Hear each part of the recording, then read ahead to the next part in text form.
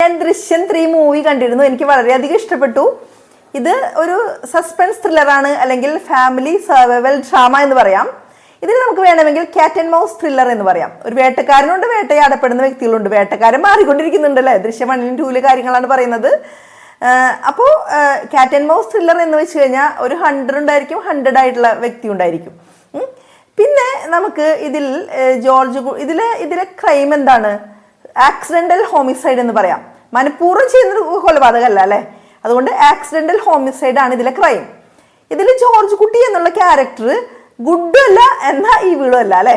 അങ്ങനെയുള്ള അതുകൊണ്ട് നമുക്ക് പറയാം മോറലി ഗ്രേ ക്യാരക്ടറാണ് ജോർജ് കുട്ടിയുടെ എന്ന് പറയാം. ജോർജ് കുട്ടി is A morally grey character എന്ന് പറയാം. ഇനി നമുക്ക് ജോർജ് കുട്ടിയുടെ കണ്ടീഷൻ എന്താ? ഒരു വശത്ത് കുടുംബം, മറുവശത്ത് നിയമം, ചെകുത്താനും കടലിനും നടുവിൽ എത്തപ്പെട്ട അവസ്ഥ അല്ലെ. അങ്ങനെ അതിന് നമുക്ക് പറയാം between devil and deep blue sea. Georgekutty was between devil and deep blue sea എന്ന് പറയാം. അതുപോലെ തന്നെ നമുക്ക് ഇതിലെ ക്യാരക്ടറായ ഗീത പ്രഭാകർ സ്വന്തം മകൻ മരിച്ച വിഷമത്തിൽ ഒരു പ്രതികാരദാഹിയായിട്ട് മാറുന്നു അല്ലെ. അപ്പൊ വിഷമം കൊണ്ട് പ്രതികാരം വരുന്നതിന് ഗ്രീഫ് സ്ട്രൈക്കൺ വെഞ്ചിയൻസ് എന്ന് പറയാം. ഗ്രീഫ് സ്ട്രൈക്കൺ ദുഃഖത്തിൽ നിന്നുണ്ടായത്, വെഞ്ചിയൻസ് എന്ന് വെച്ച് കഴിഞ്ഞാൽ പ്രതികാരം. ഇനി നമുക്കിവിടെ ജോർജ് കുട്ടി എപ്പോഴും പറയുന്നൊരു ഡയലോഗ് ഉണ്ട്, ഞാൻ ഏതറ്റം വരെയും പോകും എൻ്റെ കുടുംബത്തെ രക്ഷിക്കാൻ അല്ലെ. അപ്പൊ നമുക്ക് പറയാം ഗോ ടു എനി ലെങ്ത്സ്.